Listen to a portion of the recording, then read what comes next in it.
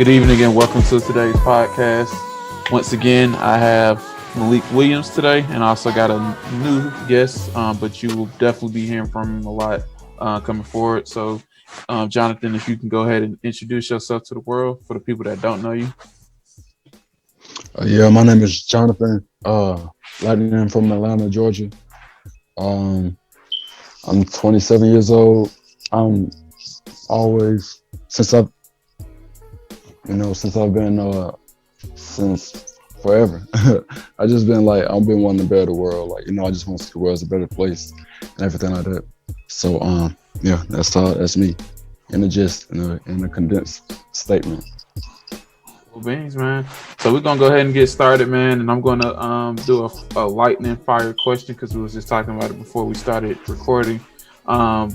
So Tamir Rice's mother's, and I can't think of her name, that's bad on my part, but she had released a message, I think last week because of the Grammys was on, I think around this time last week. And she called out Black Lives Matter, she called out Ben Crump, she called out Tamika Mallory, and she called out another attorney named Lee Merritt. And she was basically saying that they're profiting off of black bodies. So I'm gonna whoever want to go first, man. What do you think about it, and what's your reaction to that? So I'll go first, Jonathan. I feel like I completely agree with what she's saying. It's a whole market in Black death. Black people are expendable in life and death. So it's to the point where it's people gonna, as soon as they see our emotions get riled up and everything, they take advantage of that, and they take advantage of our reactionary nature to a crisis. I'm not even gonna say it's reactionary. I'm gonna say we're fed up, and the way how these people, when they try to profitize off of it, basically, they profiting off our passion behind, or just our sentiment and everything. So I just feel like it's a showcase of how expendable we are. I don't know. It just shows how expendable we are. And I agree with what she's saying, though. And it's been done all the time with Al Sharpton and other people. They all got a name and money, and they built a reputation off of profiting off of Black death and Black people knowing this. You know what I'm saying? It's coming. It's true. Yeah. My take on it, man. I agree with everything you said. The way I look at it, though, I look at it like we're so vulnerable where we don't even we have selective hearing on certain perspectives of people. So when we get this Black Lives Matter and how Tamir Rice's mother got pretty much abandoned from the movement, and they had other speakers just take over and just speak for this, carry out their own personality for the masses. They know I want to say our ignorance towards certain laws and the cases, how everything, the process goes. Because first of all, they know that we're the type of people who say F the system. We don't want to hear about the system. We don't want to understand the system. So they take advantage of that, and they get people these symbols, or Tamika Mallory or Benjamin Crump and Al Sharpton, those who know how to speak our language. Even though because they know how we communicate with each other, so they put these people in front of us to preach, sound like Martin Luther King, even though they not even talking, speaking on the same subject that he was, nowhere near. But they use those, and they, somebody top paying them. It's some racist dude or some rich billionaire person who's paying them to carry out this type of agenda. Routed up the slaves to get them thinking on a certain way. Don't even give them the facts, just give them rhetoric. So rhetoric, man, this is what I call somebody out for their rhetoric. The rhetoric is the art of effective or persuasive speaking or writing. And we do that a lot. And the hip hop community, we listen to rhetoric all day. We say, they speaking facts. But we don't really research it. It sound good, and it's expressive. Even though they get on the camera, they cry. They're like Tamika Mallory. They get on the camera. Y'all taught me that. You taught me how to do this. You taught me how to do that, and stuff like that, without even being able to, get questions. We never see them on TV getting asked a question by the public. They always control the narrative, say what they say, and then leave the camera. You get what I'm saying? Like it's always like a hustle, and they taking advantage of our uneducation and our public education system. They know how we come up. They know the community. They know how we, the environment that we're surrounded by, and they just hustling. They're making millions off of it, while the victims, like the real reality of the victims' family, is not getting anything. You know, so it's just like they just race hustlers, and a lot of people can't see through that. And it's unfortunate. And they be our own people too. That's the thing. Exactly. Like, and I'm gonna say so real quick. My bad, Tyrone, but I want to say something. So like, I think it's more so just like they're taking advantage. Like I don't even know if it's a big agenda, but I just know like it's like people can, like you say, they can see how vulnerable we are. So it's like they ain't the only ones profiting off of our pain, but we ain't getting no benefit. We keep getting tokens. We keep getting what you call it, bro? It's tokens and something else. But that's all we getting. You know what I'm saying? We're not getting no real change. We ain't getting no real meaningful, impactful change. And I feel like there's two reasons why. Because we're too emotional right now, but at the same time it's like men gotta take back charge. You feel me? It's like right now it's like our race is being, I want to say it's being ran by women, but it's like we lost our place because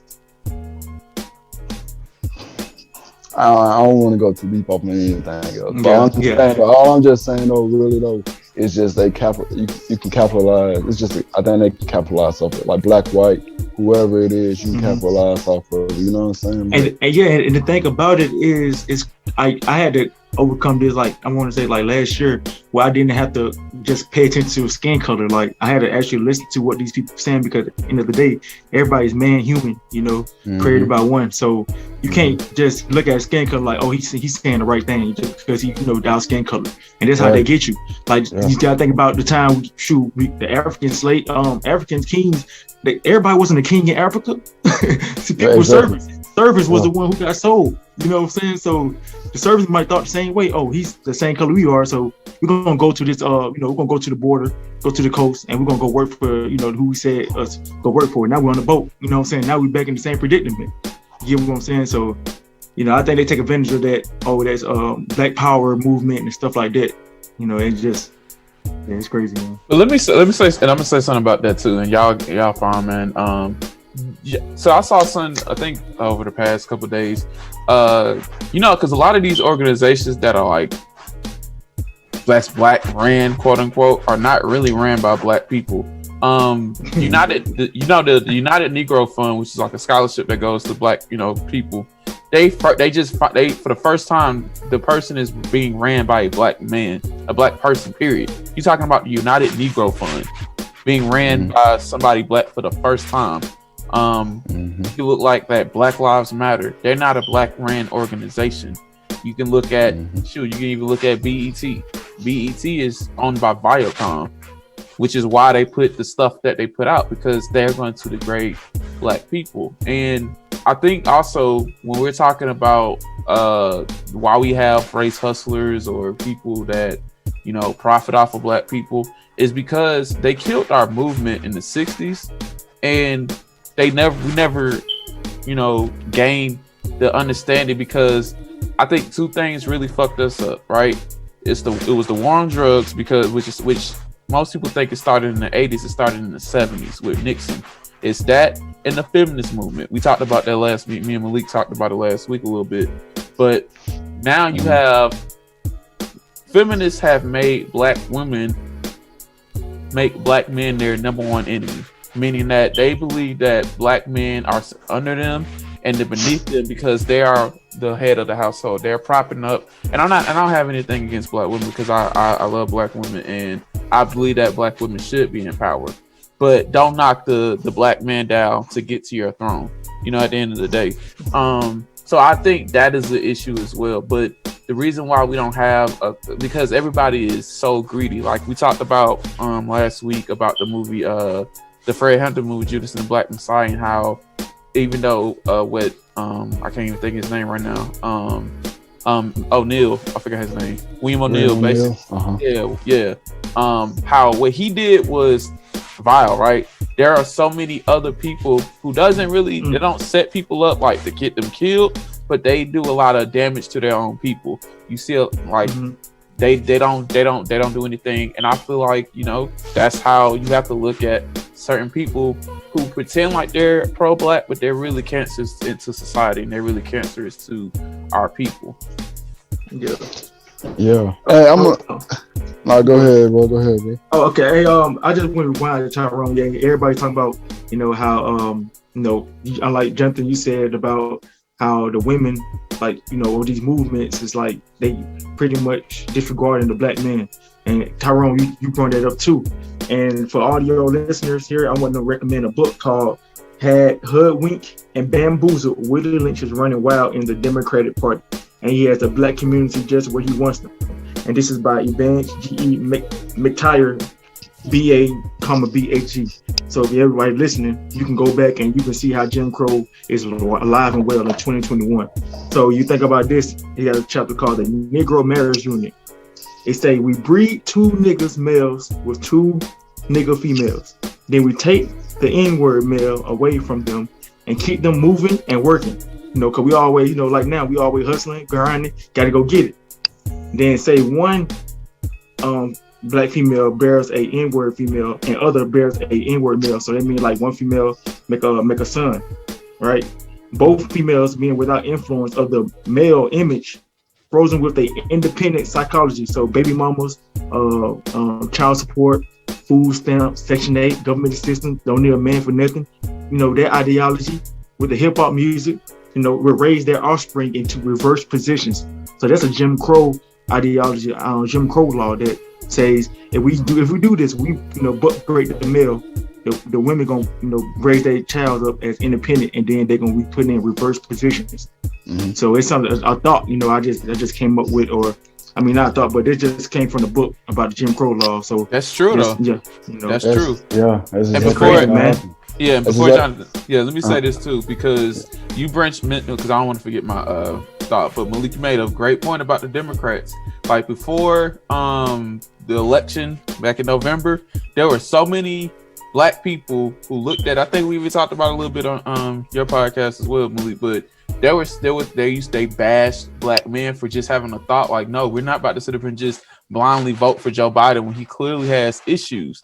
Like the Jamel Hills of the world was basically saying, I can go look up the tweet now, the energy is not the same with black men. Like, why? But that's because we were thinking like they bashed Ice Cube for just daring to have a actual agenda for black people.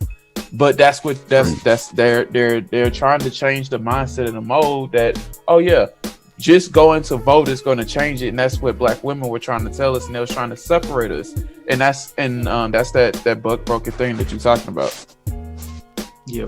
So yeah, y'all got to read that book, man. It's on ebooks. Y'all can get off the listeners, you guys. Y'all can buy it for like $2, but it's gonna be something very valuable, you know, especially like during this era, man. You can always go back to it and see what's going on, and you can see it through Jim Crow law. Like, it's crazy, man. Man, I feel like we can see it today. Like, we just see it just in the world, bro. Like okay, I put it like this, right? Like too many men, you know what I'm saying, operate off or react off emotionality. Don't get me wrong, there's a lot of men who know how to actually move out here on a solid frame, you know what I'm saying? Mm-hmm. But it's like it's too many men that's operating on some reactionary, emotional type of movement and type of thinking. So that ends up disrupting the community, because it's like, man, we're supposed to be the ones to establish order. But exactly.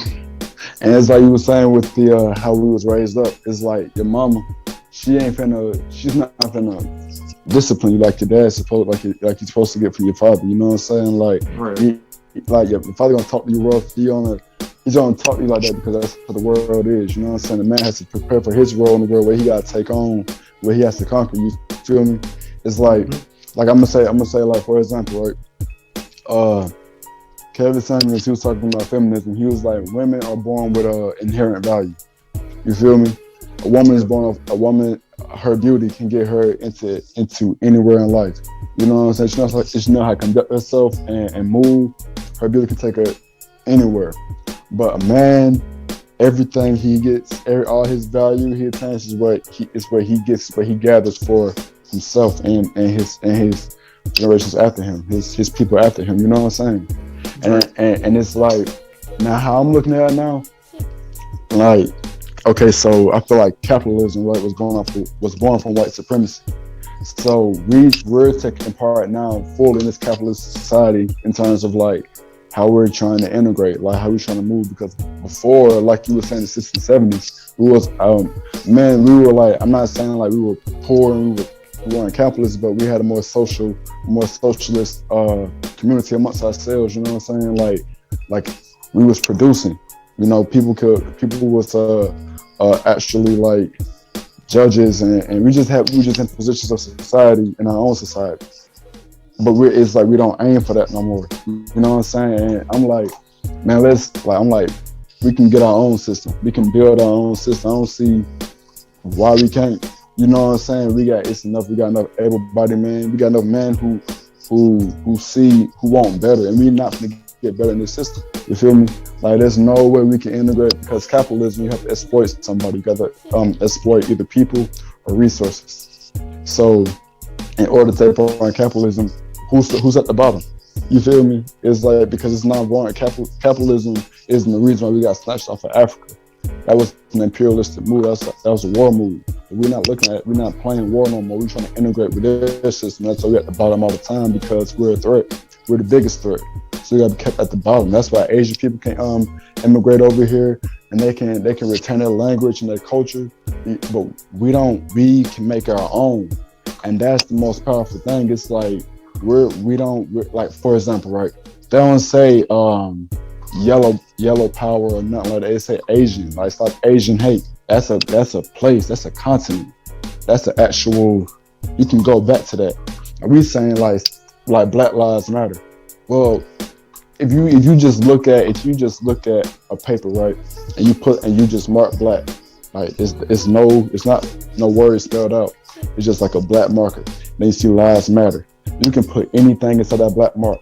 Like, you can write white. You can write anything. You feel me? Like, black is nothing.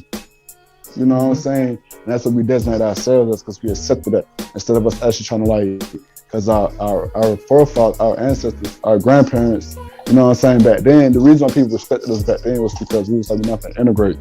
And that's what the Panthers had going on. Like, they actually had a political system where they could, and they was empowered by knowing the law. You know what I'm saying? They was patrolling the police in their neighborhoods. So it's like they're taking back the power, you feel me? But we're not trying to be like white folks, you feel me? We're trying to just X out the system altogether and make this shit like, make this society, or make this world to where it ain't no dog eat dog, because that's not how humans are. We ain't no dogs, you feel me? We're human beings, supposed to be building each other up, but we got caught up in these people these are warmongers, you feel me? We're in an active war. That's what daylight savings time is. It's always operating when it's war going on in America. That's a bona fide fact. You know what I'm saying? So it's like, we always at war, but we don't know who we're at war with. You feel me? We're not even an entity in America. I mean, we're not on the world stage like that. You feel me? We can't go to the United Nations and say, we need our land, you feel me? Because that's what we deserve for everything but that's why I said, that's where our fight's at. You feel me? That's why we're at the bottom right now, because we fighting the wrong fight. We fighting trying to be on top of this system. We're going to never be on top of this system, ever. It wasn't made for that. It was built off white supremacy, which comes from, imperialism and white supremacy go hand in hand when they run around, and they literally, bro, went to Africa with ships. It was going on in the 1500s when they expelled the African Jews and the Moors from Spain, and that's when King Isabel, King Ferdinand, all that stuff in 1492. That's when it popped off. You know what I'm saying? Because it wasn't no more African influence. But then it's like, it was a war. It was straight up war. You feel me? And then that's when they came and they snatched us up after they had what they had going on. And then America is different than Britain. And my bad if I'm rambling, y'all. I don't mean to No, you ramble. good, man. You good. So, yeah, man. We just having a conversation, But man. no doubt. So it's like America, they like American slavery, that was like British had outlawed slavery in the 1800s. And we still had it going on until late in the 20th century, like 1970s. You feel me? Like this is what America's built on. And as much, I mean, I can see it clear as day. That's the reason why black women can rise above the black man, and that's why they can get billions of dollars towards them. I mean, granted, yeah, they making money, they entrepreneurs, they busting their ass to get where they at. But at the same time, look at what we're doing, look what we're up against as men. And like you said, they injected feminism into us. They broke us up. Because if you can break up the family, then you can break up. There's no community. So that's why now we got like you kill the children instantly. You feel me? And that's where it's at. It's like our babies. That's where it's at right now. Like that's what we fighting for. Like that's where the war is at. It's like that. Like we send our children. We go to school and we're taught by them. You feel me? Like they teach, whether it's a black teacher or whether it's a black school. And granted, I'm gonna tell you, bro, I went to Fayette County School from 3rd grade to 8th grade, bro. So I know what it's like in white schools, bro. And they teach you to be afraid of black people. On God, that's their whole culture, bro. Like I see that, I know what it is. You feel me? But then it's like at the same time, bro. I was at Latino Elementary, Prime Care, whatever type. I went Westlake, you feel me, all that type, whatever. But it's like I still got that same. I got that. It's the same. It's not the same. It's more resistance. It's more like we still got our power to when you got black folks teaching you, because they're not scared of you. Like it's our people. You feel me? But then at the same time, what we're being taught, these folks' history and everything about them. Like we not getting ours like we supposed to be getting it. Like we ain't learned about our revolutionaries. You feel me? Like I remember watching American Gangster on BET, and I was looking at it, bro. Cause me, bro, I'm big on the revolutionaries of the '60s. But the gangsters of the '60s, they're talking about like Tuki. You feel me? And it's like they got their game. Like okay, so the OG, like the people who was starting revolution, these was like they were normal men. You feel me? But they was fed up. Like it was like, man, we tired of this. You feel me? We really finna start making some moves, and they came together. That's the thing about it. We came together and we started coordinating together, and that's what they got afraid of. When we start, as long as we can say, man, we can build it together ourselves, but we need to stamp out the bullshit too. Like all the lame, like if you see some bullshit going on, it's our job as men to stop the bullshit. Because then you're gonna have babies saying that it's okay to do this bullshit, and then they finna come up on the same thing. So why are we shucking our responsibilities? You feel me? And we're not. I mean, I'm just speaking like, I'm just saying like as a people, man. You feel me? Like we gotta be stronger. Like we gotta reposition ourselves as men. You know what I'm saying? That's my outlook. Like that's just like I'm not necessarily consumed by it, but I just see it. You feel me? It's just like it's there. You feel me? Ain't nothing to but do it. You know what I'm saying? And like I just feel like the more we try to participate in this system, the harder it's gonna be. We're gonna sink. We're gonna keep sinking, and our women's gonna be on top, and our church is gonna be vulnerable, and we're gonna be a defeated people. You know what I'm saying? The only way we're not gonna be defeated is if we go for our freedom. And the only way we go for our freedom is putting our life on the line. Like that's the cost of it. And it's like we can't be scared because everybody's with it. You feel me? But at the same time, like we know what it takes. Like you know what comes behind it. Like it ain't gonna be like this how we communicating right now in the podcast. But now people are comfortable with how it is. Now people are like, man, this shit cool. I wanna live. I like the way it is. You know what I'm saying? Like that's how it is now. Folks is like interject.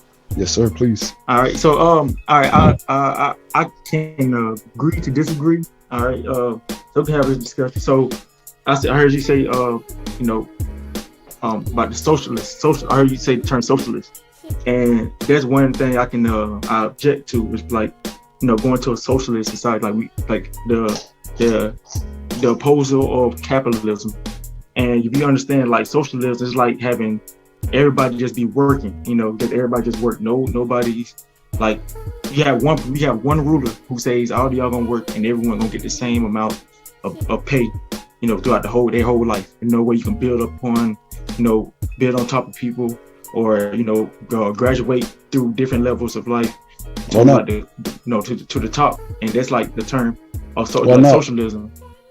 Because socialism is like you like socialism actually is happening now. Like you think about the government assistance, like you get a certain certain check every month, you get your bills paid every month, you just gotta work, so you get these, and then it's gonna eventually be overthrown easily, because the people are gonna say, okay, this is enough. We have one ruler. Why this one leader saying that we have to work and not be able to level up or be able to be promote ourselves up or anything like that? Why do we all got to be paid the same exact amount of money, or get fed the same amount of food all our life? So I'll just say this real quick, because I like that. So I'll say like this, right? Before socialism was even called socialism, it was being practiced throughout the world, and it was cool. Every man, woman, and child, you tend to the earth, you get your fruits, you feel me? And we all share amongst each other. Like no one's a beggar, no one's poor, no one's out here like, I don't have it. Everyone got it. Everyone's good. Everyone's straight. Everyone is like, we're helping each other out, and we're boosting each other up by doing that. And then let's say, boom, everyone's fed, everyone's good, everyone's secure. Now let's build on what you want. Let's build on what you want to do in your life. You feel me? Now that you're satisfied, your survival, your Maslow's hierarchy of needs, that survival hierarchy has been satisfied now. You have no want for anything. I mean, in terms of survival, you got good water, because you got people who are knowledgeable at plumbing or at irrigation, and and these people are rewarded by the people for their service. Then you have the people who are astute electricians. You feel me? They keep our electricity going, and they teach people and all this, and they're rewarded for their service. It is not no one's out here like, man, I don't got it, bro. I'm struggling, man. You feel me? But see, capitalism. And here's my opposition to capitalism. Because, like I said, to be a capitalist, you have to, at the top, you got to exploit the bottom. You have to exploit either the resources or the people. That's why the earth is being fucked up the way it is now. That's why you got portions of trash and human filth in the oceans. That's why you got amazing, beautiful biomes of rainforests being torn down for greed. For families, for these little families, you know what I'm saying? They live in this world how it's supposed to live on. Like everyone else out here struggling. We all out here gotta live to live in a house. I mean, pay to live in a house. We gotta work to live. So I understand, like, they tear down trees and stuff, and people live that. But you understand that on capitalism, like they're like, say, okay, they got laws and regulations to control that stuff, and they got people who pass policies to say, hey, you can't do this. This is against the law. We're not going to allow this to happen. They got certain foreign relations where another country can't come and exploit people of their land. And when you own land, no one can take your land, and the government protects you from the land that you bought, that you purchased, and the land that your grandpa's father or your great grandparents worked hard for to get, and that's your land, and it's protected. So you can't. It's not like, oh, I'm gonna just go. I mean, early colonial days, yeah, they came over and took over, and this early in the world, when America was just getting settled by some settlers who was like freaking hungry and colonizers they wasn't hungry. They came over here for the land. They knew what they wanted. They didn't come over here like, oh, we starving. They come over here well provisioned. They came over here with enough ammunition, with enough men who knew what to do to build. Yeah. No, they came here to settle and colonize. This was the British colony. You feel me? They also, I agree with that. And also, like, that's what I'm saying. It's like a lot of misinformation. Like, I heard you say something about how America was the last country to end slavery, and it's not factual. And the first people who brought the Africans over was the Dutch. The Dutch introduced slavery into the early English settlers. This was a Dutch dude. He had 20 Africans and said, hey, this is how slavery works. And they came from the borders of America, like I want to say that sugar plantations.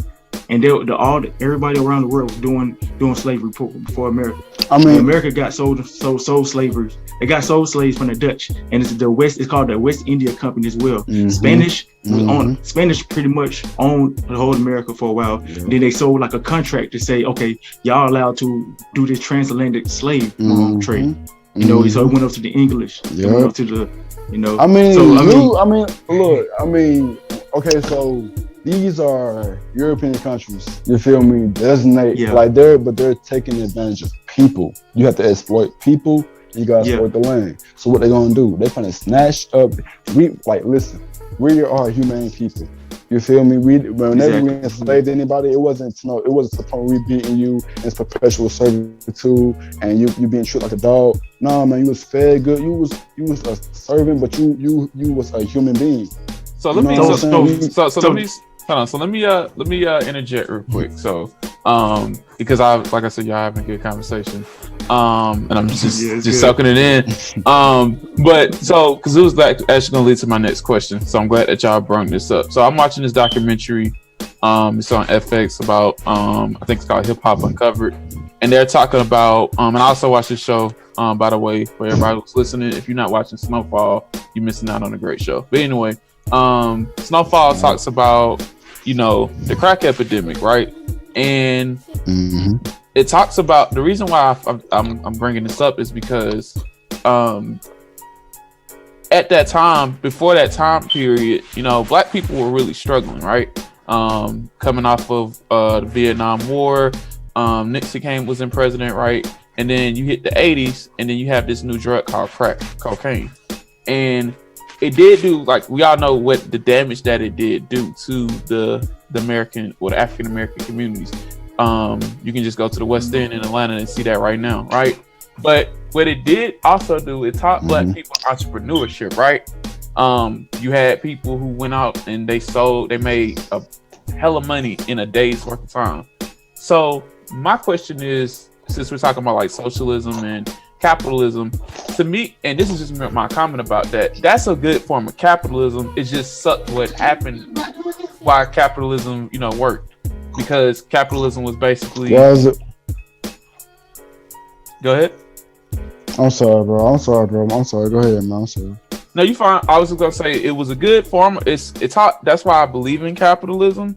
Unfortunately, the people that were buying it were getting harmed in the sense of it was destroying the communities. So, do you think that if the system was right for us, would you believe in capitalism, Jonathan, or no? I'm just saying capitalism is going out imperialism. And imperialism is based on you have to take over, you gotta dominate, right? And so with capitalism, after you dominate, you exploit. So that's how you become a capitalist. So like for example, right, black people are already dominated. We're an easily exploitable market, we're easily exploitable people. That's why I say we're expendable in life and death, because we're dominated. You feel me? So now there's no good that can come from capitalism, because you gotta dominate. What the good comes from is communion. You feel me? It's like, put it like this, right? And I mean, it's no way black people can take part in the system. And granted, folks is gonna be, I'm telling you, man, folks is gonna be living good and folks gonna like this because it's convenience. Everything's convenient now. You feel me? That's what it's about with capitalism. Like you gotta make sure people stay dull. But you gotta also innovate in terms of how can you better dull these people. So okay, look, now they had music when they could walk, when they could go to a whatever, like a parlor or whatever, a club. They had music they could relax. Let's give them music when they walking around so they can relax as well. Cool, it's good. Let's exploit it. How they gonna exploit it, man? So now it's like, now you got advertisers and you got you just got different elements that comes with it. I'm sort of going off left with it, but all I'm getting at is that basically it's like I just feel like even like the advancements that we have now is based on convenience, and it's not doing us. It's not helping us out. It's not pushing us forward. Like we're not growing. But just because like it's constantly like you're gonna have somebody who's getting messed up behind it. Like you said, like folks is getting rich off of crack. But then you had the same people who was buying it. They was out here going, like doing whatever to get it because it felt like I watched the interview with this man who he was a physicist. He was very well articulate. He was real articulate, and he was a crack fiend, bro. Like he was having an interview. He's like, as soon as I get done this interview, I'm gonna get some crack. And he's like, I've sold woo. Like he's telling you, like I've sold heirlooms of my family, or not necessarily heirlooms, but just possessions of my family to fix this habit that I have. And how does that benefit anybody? That's you true. Feel me? When this, but you know what? Just to stop it right there. Mm-hmm. It did. To your credit, it did benefit a system. It benefited the United States of America because at that time it was in the Cold War, and that's how they was able to funnel guns to Nicaragua because that was in the war at that time. So my question for both of you guys is, with knowing what we know, and this is just a really far-fetched question. How do we make a system that's going to benefit African Americans that doesn't really hinder us? Because, obviously we can't go back and just move back to Africa. That's what most people will say. Mm-hmm. But as you know, we are the biggest spenders. We have a problem with, spending with black businesses and things like that. So, like, how do we fix that? Like, how do we fix, just the system in a sense? My bad. Hold on. I got my dog. I'm sorry. Are you fine? Malik, you want to go ahead and answer that? Go ahead, Johnny. Well, I mean, Johnny, you got an answer? I'll go after you. Yeah, my bad. I was saying, like, we practice group economics, but it's like this, right? So, we gotta incentivize our participation. Like, it's like, okay, boom. So, like, let's say, we spend this black business. This black business has to pour back into the community. Like, granted, and they get our loyalty. You know what I'm saying? Like, it's like we keep funneling. We have to circulate our money to invest in ourselves.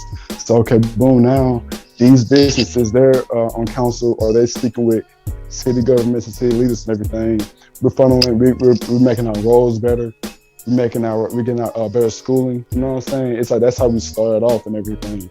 It's group economics, but we gotta incentivize it. Like, we gotta make incentives behind it for the people who's doing it and for the companies involved with it, because it's like we're both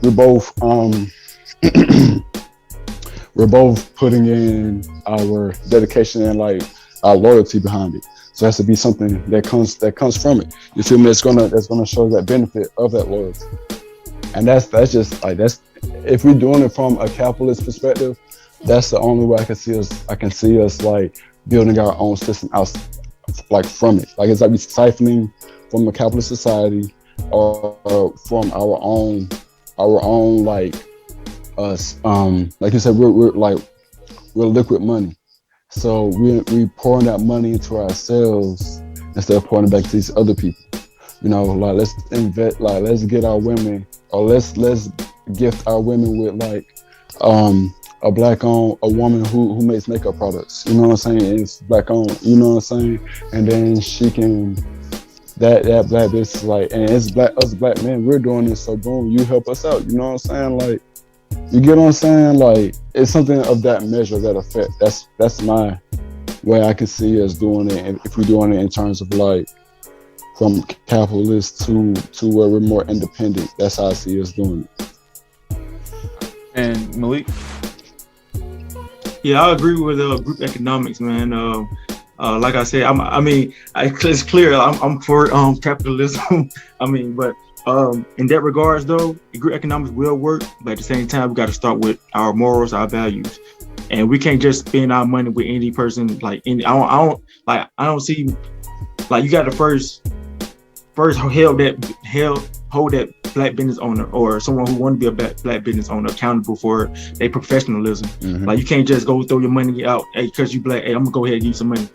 Sometimes the product don't even be there. Sometimes it be a scam. Sometimes people just try to take advantage of this black movement. Hey, they give all black people money, so I'm gonna go out and just say, hey, I'm a black business owner, let me get some money.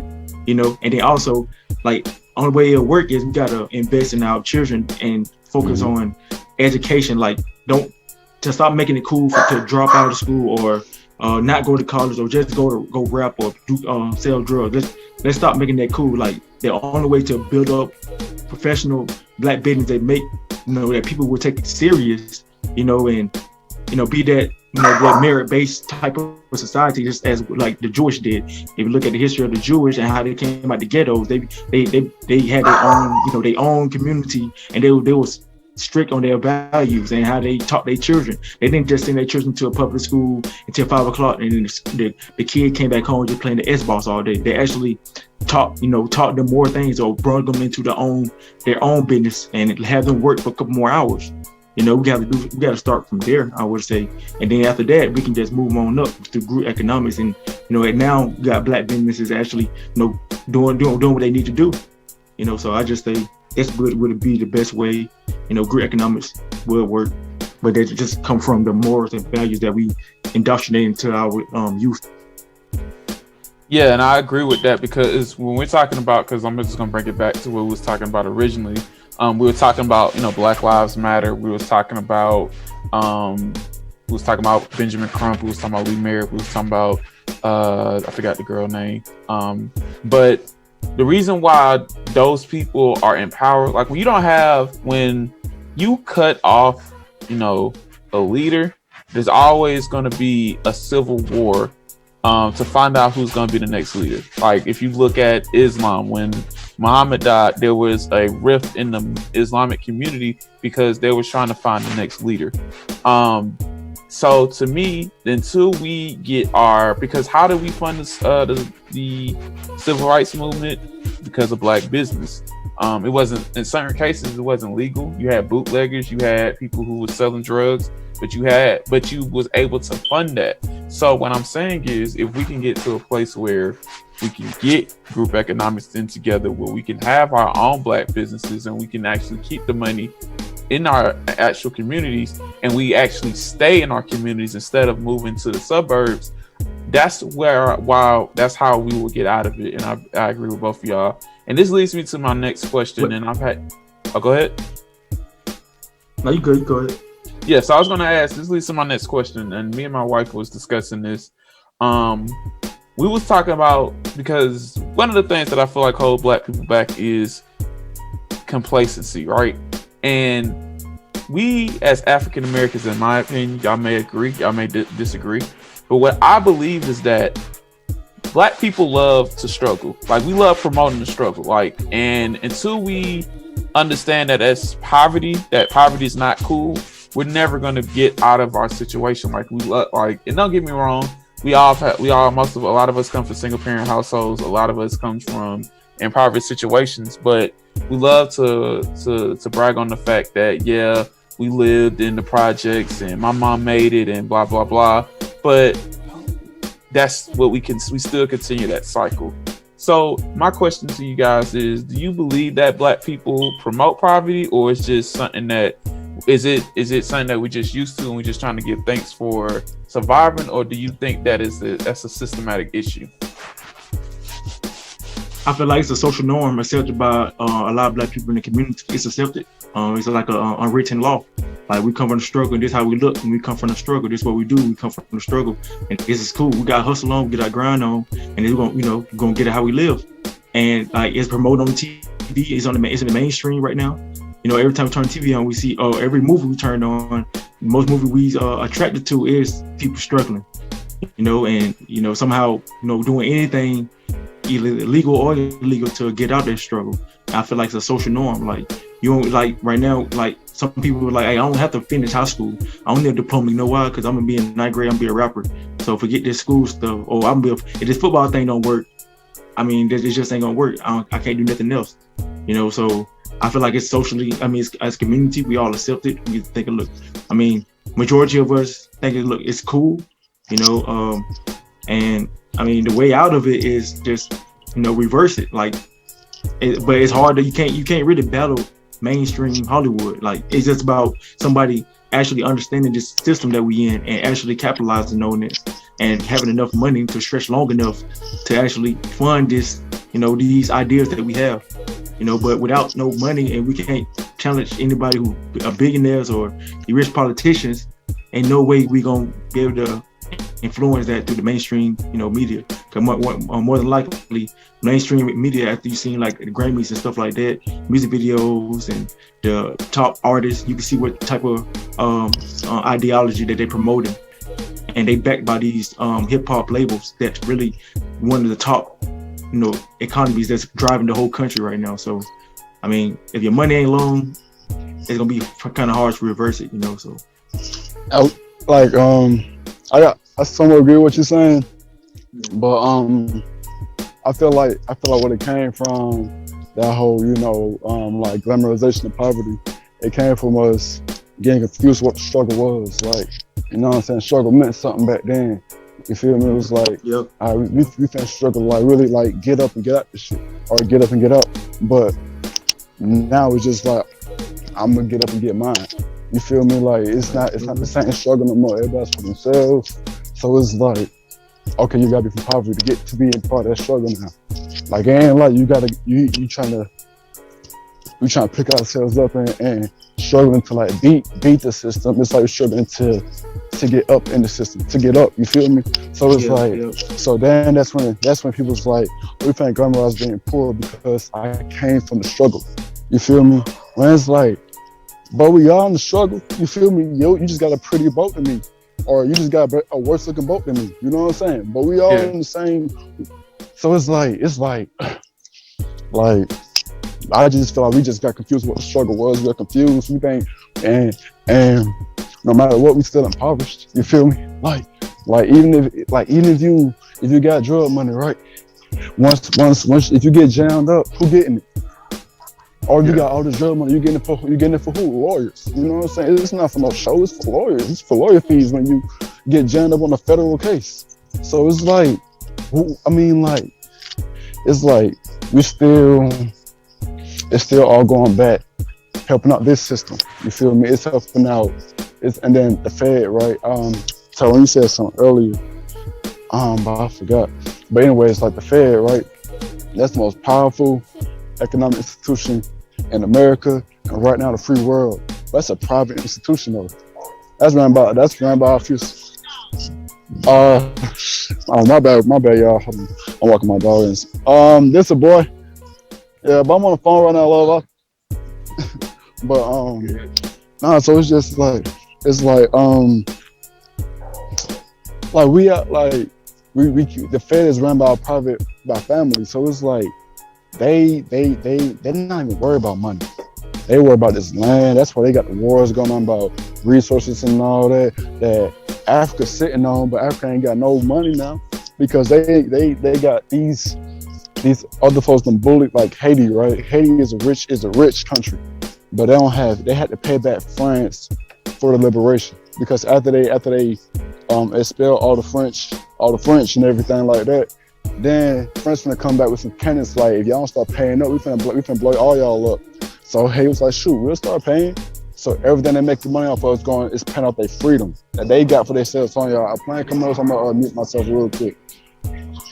Yeah, so let me say this because me and Malik, you actually talked about this yesterday. Well, not yesterday, man. Long ass week. Last week. But also too, man, like, because like I said, this is a very interesting conversation. Like we see so many times where and this is more like a social aspect. Like, we don't promote marriage, we promote baby showers because we don't believe that we're going to get married, right? Or we promote getting these little, 9-to-5 jobs because we don't want to do better with ourselves. And that's what I mean by like promoting it, because like we know we can do better, but we still want to be stagnant. Like, we just like, we don't like, and this is not just people come off of, you can come up off a 9-to-5 too, man. Ain't nothing wrong with that. There's nothing wrong with a 9-to-5, but what I'm saying is, like, if you know, like, you don't want to be better. Like, what I'm saying is, you complaining about being poor, but you say you're gonna get an apartment, but you're not actually working to go get an apartment. Like, you're still staying at home and you just raising your kids, but you're not taking the chance to be better yourself. Like for me, like, just to give a little backstory, I was going to school. I was going to Alabama State. I decided to transfer, but I was gonna have to sit out because I really wanted to go to Savannah State. There was this program that I graduated from called Europe, which was going to give me an opportunity to make money that I'm making right now, like average money, right? And I did that because I wanted to better myself. And the reason why I'm bringing this up is because we have to, in order for us to have some type of, some type of backbone to stay in this society, we have to have some type of middle class. And right now, even though I make average amount of money, I'm just gonna be real. I'm one of the top 5 highest earning members in my family. I'm one of the youngest family members in my family because of how much money I make now. So, like, what I'm getting at is, we have to stop promoting, like, okay, yeah, we get it. We struggle. Like, I don't know y'all background, but I know my background. Single parent household, right? My dad was on drugs, but at the end of the day, me and my sister are successful. My sister makes over $70,000 a year, I think. I don't even know, but she makes that type of money, right? I make around $35,000, $40,000 a year, which is average money. But for me, for my family, that's generational wealth, because I decided to get off my ass and go be something. And what I'm saying is, a lot of times you see a lot of these women, and this is not, it's a both men and women problem, but a lot of these times you see a lot of females who brag about being single mothers and how they gotta struggle, and they're gonna do this and they're gonna do that. But we never tell them, we don't never teach them that you should want to be marriage material, not baby mama material. We don't teach our sons that, at the end of the day, when it comes to a female, yes, you gotta have respect, but you gotta respect these women too, because at the end of the day, you gotta want to be the man that they want to be with. And at the same time, we don't teach these kids, hey, before you have sex with that person, at the end of the day, be careful that, and make sure that that's the right person you want to have a kid with, because you never know. One slip up, you got to raise that kid for 18 plus years. So that's what I'm saying. It's the mindset that we have, because poverty is a mindset. Being broke is different than being in poverty. Yeah. And Tyrone. Yeah. So I mean, what you said. I hope I didn't interrupt. No, you good, man. Keep it coming, man. All right.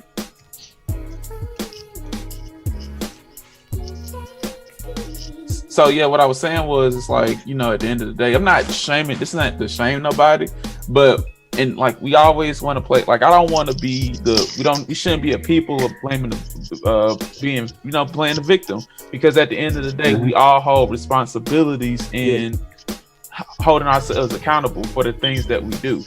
At the end of the day, we can all better ourselves. Yeah, because Jonathan. Go ahead. Oh, I was saying, Jonathan. I know he was saying about how we got to separate somehow, but I was saying, like, come to the point where, yeah, like right now, you understand the situation that we're in. We've been, we got took from Africa. We here now. We on the bottom of society. So like, now we got to come to the point where we have to participate in this type of capitalism. We got to build leverage. And then when we build leverage, now we got opportunity. Okay, now this is what we're gonna do. Now we got our own. Now we back on. We're almost at top. Now we equal now. I could look my enemy in the face, like, okay, now we on equal levels. I got my man, you got your man. You know what I'm saying? Like, this is how we're gonna do it. But if you teach a child so young about the system is not built for us, or it's not ready, they're not gonna even try to participate in it. This is like like being on a plantation where you're not gonna even get involved with buying land, or even you just gonna be working for your slave master because you don't want to participate in the system. Unfortunately. No, you're 100% right, and I agree. And so like, okay, so what I'm getting at, right? It's like, I like what you said, Tyrone, when you said how you said you came from, like you said you came from poverty, and it's like you had to get up your ass to build yourself up. You know what I'm saying? So it's like that's the mindset. It's like we gotta work to get what we want, or to like rise up. We gotta work at it. That's what I was saying earlier. Like we gotta build our value up as men. But it's like, all right, cool. Now, what do we want to build ourselves up to? Like, sky's the limit, in my opinion. You feel me? I'm like, and now, and Malik, I love what you said about the bonded society. That was so poignant to me, bro. Like, that was real powerful. I never heard that before, or like how that's articulated, bro. Like, you're exactly right. Like, we are bonded by society as a people. So, but my thing is, it's like we're bonded. I mean, we're bonded in the place of. Hold on.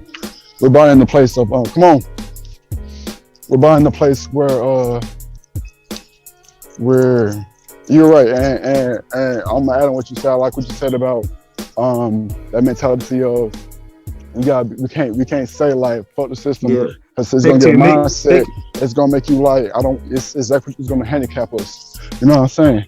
So it's like one thing about it is like while there is a system in place. You know what I'm saying? Mm-hmm. And unfortunately, we pretty much held captive, bro. Cause we got emancipated. Right. We didn't get free. So you know, it's still like you say, it's wartime pretty much, but it's like it's on the mental level too. Yeah. So it's like it's just. Yeah. Let me say. Like I'm looking at. No, go ahead, bro. No, because I was gonna say like everything that we know is a mindset thing, right?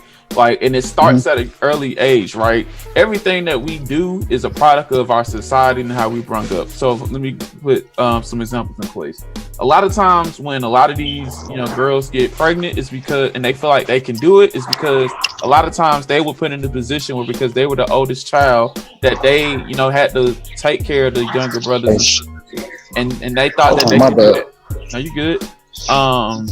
And at the end of the day, right, when we learn economics, right, we don't learn about economics until 12. For most Black people, in my opinion, we don't learn about economics until we get to 12th grade in high school because we taught economics, right? But we don't know about stocks and bonds. We don't know about IRAs and all that good stuff because our parents don't even know what that is. Like I just literally bought some stocks, for myself. I bought me some stock in Delta and I bought me some stock in Okta, which is like I can't even describe it off the top of my head, but I used to work for them, so I know what it is. But if we had the knowledge to do the things, we would not be in poverty. But instead, we know how to, watch our little brothers and sisters because we had to. We know about stretching meals because we had to.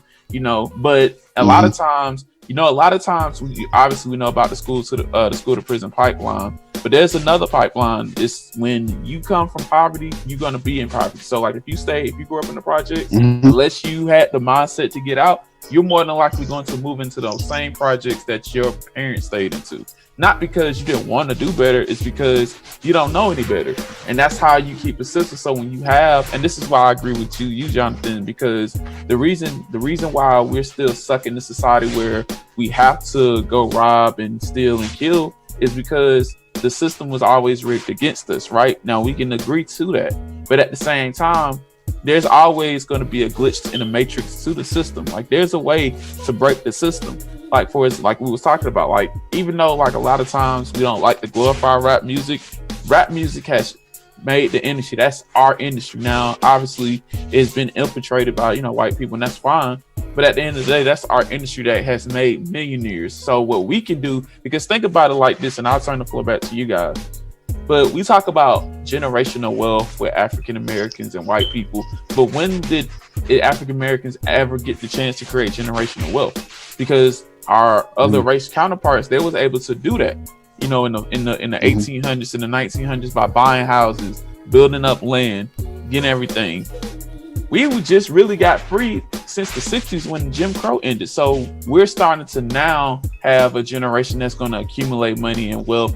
And that's what it's going to take. But we have to change our mindset as well to think that, because we think poverty is normal and we don't want to do better as a whole.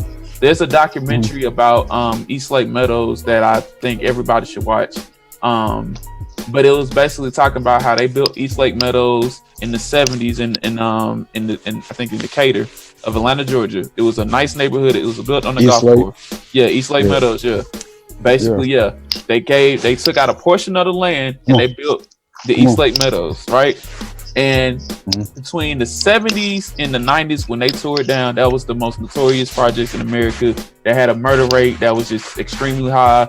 And the reason why they tore it down was not because of the crime. They felt like black people were lazy and they didn't want to move. And in certain cases, it was true. But if we get rid of, you have to force people to change, then they're going to change and they're going to adapt. But when you're stuck in your own shit, why would you want to get out of your own shit, you know? So that's something that I think that we have to understand as African Americans. We have to understand that, no, the system is definitely rigged against us, but you can still beat the shit. And so I think that's just something that we have to think about as well. Because at the end of the day, you know, we built the system as well. We have to think about that as well. We built the system, and the system that we built, it was still rigged against us when we built it. But at the same time, we still was able to poke holes in it by creating Black Wall Street, by creating the Sweet Arbor Market in in Atlanta. But at the same time, we still got to understand our knowledge and not want to be conditioned, because when they built the projects, people were moving there, but they didn't leave because at the end of the day, it was free. It was essentially free. You're not even paying market rent. You know, even though it was the deplorable position, a place to stay, people still decide to stay there. So Malik and Jonathan, and if y'all, whenever y'all ready, man, we can end it. But just talk about that, man, and just as a whole about what I just talked about. Hey man, so boom, man, you touched on a lot right there, bro. For real. Okay, so I'll start with the projects, right? So that's the thing about them, bro. They projects, and social projects, and hold on one second. And then they started toying with us when it came to the whole war on drugs, like you said. And like you said, starting in the 70s with Nipsey. But they brought in heroin at first. That's the first, that was the first thing. But see, the thing about it was they said that they can't sell to no white neighborhoods. They can't sell inside white neighborhoods. So they did that, gonna die. So they had to sell all their drugs in the projects. You feel me? They had to sell. They had to do everything and where black folks was living at, because that's what's designated. Like okay, look, we're dominated by the system, right? So we don't control our environment. Everything that happens to us, we adapt to it, and that's the reason why it's got to a point where we're like, okay, it is what it is, because we keep adapting and we keep saying, all right, and the more we adapt to it, the easier it is to dominate. So, but now here's the thing about the glitch in the matrix, right? We're the glitch in the system. It's like you're always gonna have a divergent. You feel me? You're gonna have people who's also gonna be like, nah, this ain't it. You know what I'm saying? It's like, that's the thing. It's like we're a people. I'm telling you, bro. It's like we're a defeated people, and the only way you're gonna get from under it. Now, mind you, like I said, like you was like you touched something. You know what I'm saying? Like people, it's like this is our society. And we had a part in it, but our part in it is understated. We don't have a true historical consciousness. Back when we had Black Wall Street and we had these different towns of Black prosperity, it was because we had Black resistance and we was on, we was fighting back. You know what I'm saying? It was never it was just a docile, nice community, and we just we resisted them, but then they got upset with our prosperity. And then they thought we wasn't gonna be nothing. When we start prospering, that's when they try to terrorize us and everything. They got the guns, they got the means to do so because they have the system on their side. You know what I'm saying? And we're it's like we kept being different people. I mean, we're the same people, but over time it's we're different people. You know what I'm saying? To the point where it's now it's like just me personally. I'm just like we're better than this. Like we're the kings of the earth. You feel me? And like that's what I'm saying about like us being royalty and everything. I mean, when people say we're royalty, it's like what they call Guinea in Africa. That's where that's Western Africa. So like that was the richest land. Everybody listening, I recommend a book called The Interesting Narrative of Ola Uda Equiano. That's the first autobiography written by an African person of descent from America. So this man was taken from his land, sold in America, and went through all the horrors of slavery, but he tells you everything about, like, he remembers what his people was like. And that's what I'm saying, like how we was before, we was good. We was never on no with each other. I mean, like, not saying that we were just a utopia. You know what I'm saying? We had our politics and all. Like for the tribes, I think. Am I right? Like in Africa, like a whole bunch of tribes going around. I mean, it's just like how you got sets now, right? Like let's say like in any gang, you don't got to have a gang, but you got a set. You feel me? In any neighborhood, like in Atlanta, it's like we got sets around here, and folks walk around with they set and they getting money. You feel me? And folks gonna join their tribe because they rocking with them.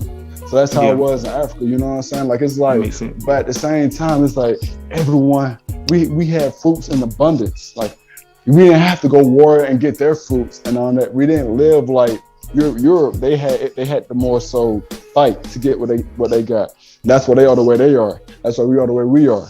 You feel me? We had different ways of being, but it's like the reason why I'm getting at really though, it's like black man is like, and I don't want y'all. It's crazy because like. I told other people about this, and then I don't want to come off stubborn, but it's just like it's that imperative for us to realize what it is as a people, and to like really just like wrestle back our fight, and that's the thing right now. It's like it's keep getting to that point because that's why race relations keep popping off. You feel me? That's why I keep popping. But the thing about us though, like. Okay, so for example, right, these white folks took over the Capitol once they felt like the election was rigged. You feel me? They felt like the election was rigged, and they damn near took over the government. Only thing that had to happen was Trump. If Trump would have came down there, that would have been it. Oh God, that would have been it.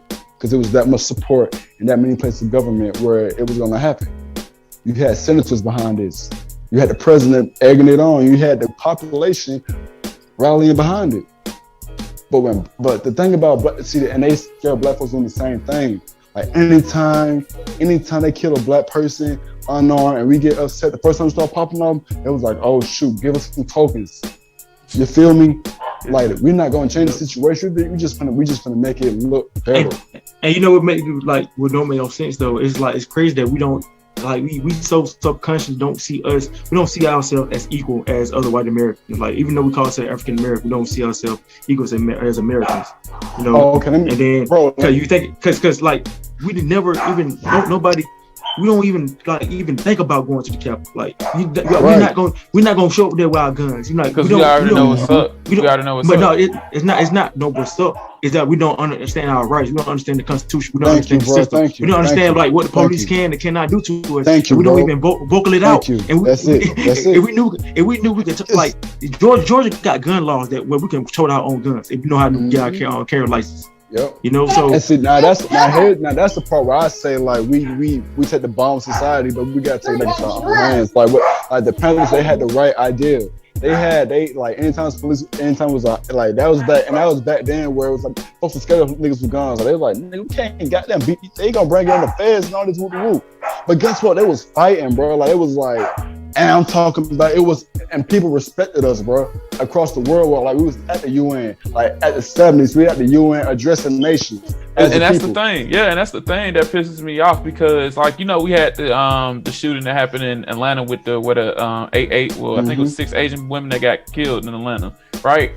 So Keisha Lance Bottoms, who was the mayor of Atlanta, for those who don't live in Atlanta, she basically came out in support of, you know, the Asian people. But when it was us fighting for George, because I know you was marching too, When we was marching for George Floyd and Ahmaud Arbery and Breonna Taylor and Rayshard Brooks, you told us to go home and start tearing up the city, and she was yelling at us. So what the issue is we do have a lot of people that are ready to fucking tear this fucking, like, I like to say tear the club up, you know, because that's what we do. But you have these token niggas like the Keisha Lance Bottoms, the Jim Clyburn, and, you know, South Carolina.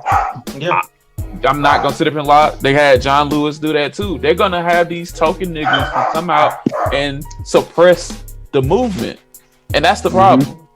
Yeah, and the thing is, bro, it's like it's our fight. Like these folks, they older. You feel me? Like, man, we're about to. We're in our late 20s, early 30s. We're adults now, but we're about to hit the world stage for real. Like, and that's why exactly. That's why I said. That's why I have, like, you know, I know y'all probably disagree, but I'm all about understanding the system, overstanding the system, and to get on top of the system. That way we can go out and do what we can. You know, now we got leverage. You know what I'm saying? Like, we got leverage to do what you want. Because being at the bottom of the system is in no way. You know, they'll look at us like, oh, they just want to be, you know, mad on the porch. You know, they're not gonna get up out of the porch and do anything about it. So we're gonna continue. Bro. I was talking with this white guy. I was talking with this white guy, bro.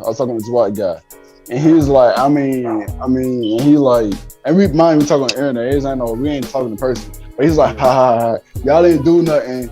Y'all don't do nothing when y'all get killed and murdered in the streets. We took over the Capitol.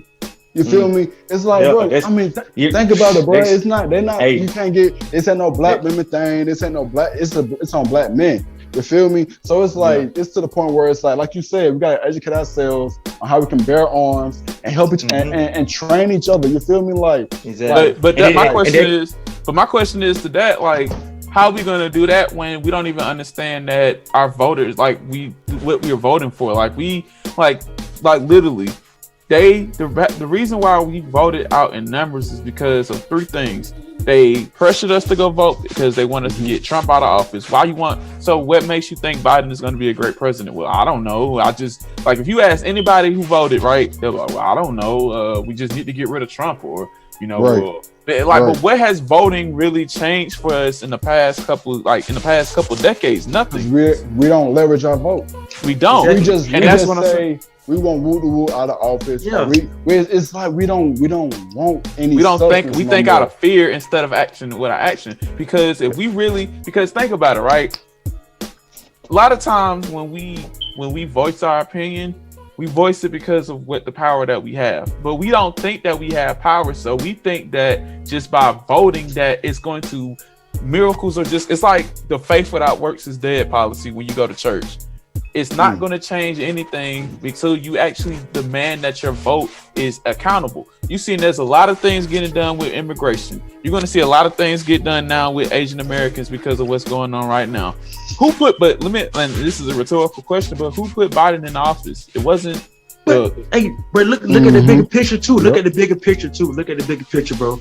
Like, that's what I'm saying. Like, right now they want to promote Asian, you know, anti-Asian, you know, stuff like that. But you gotta also look at the bigger picture of the world. Like, look at the foreign relations that we got with Biden and China.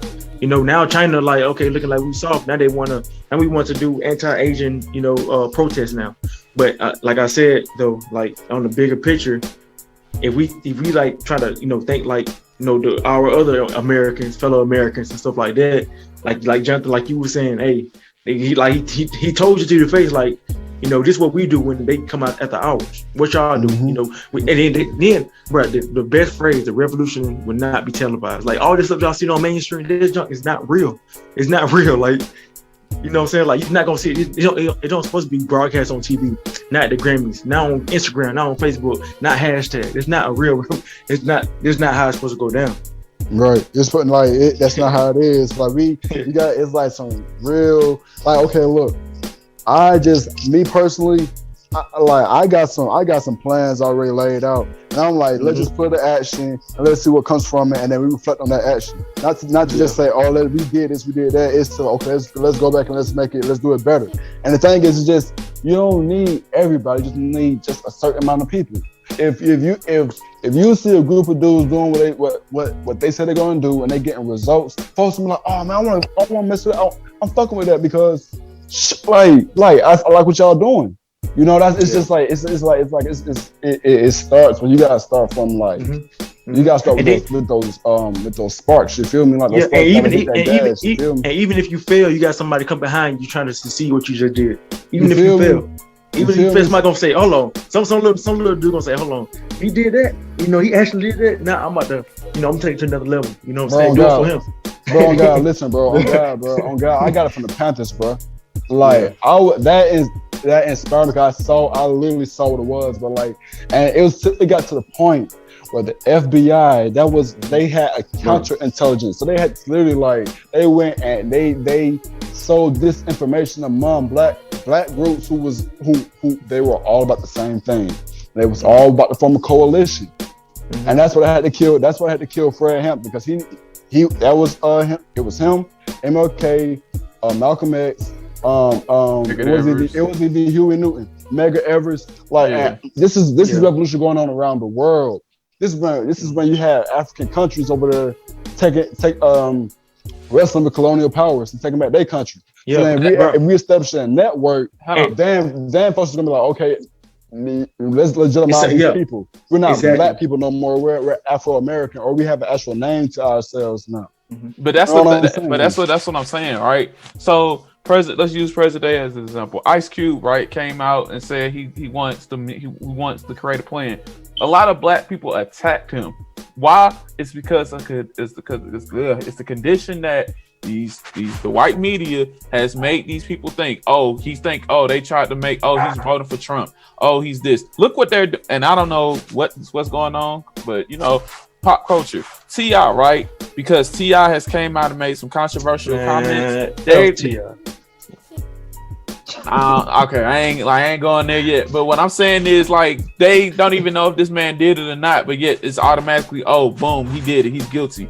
It's the cancel culture, right? Because anything that is going to be proactive, and that's why I don't know if y'all remember, I had talked about this earlier. We have a lot of William O'Neills in our activism now because it's quote unquote looking like we care about black people, but in actuality, it's hurting black people. We should not have elected Joe Biden as our president because he's very not progressive. If we're going to talk about things that we want as African Americans, such as the $15 minimum wage or better policing when it comes to police brutality, why would you basically put in a man in office and the vice president in office who's against defunding the police? But we don't think, and it goes back to what y'all was talking about, how can we learn the system, beat the system, and destroy the system and make the system work for us when we don't even know what these people's policies are? We just voting for them because that's what the white people tell us to do. And it's like, Master told me to vote for Joe Biden, so I'm gonna vote for Joe Biden. You don't even know why you voted for Joe Biden. It's the same thing going on with the vaccine. Now, if you got the vaccine, hey, that's you.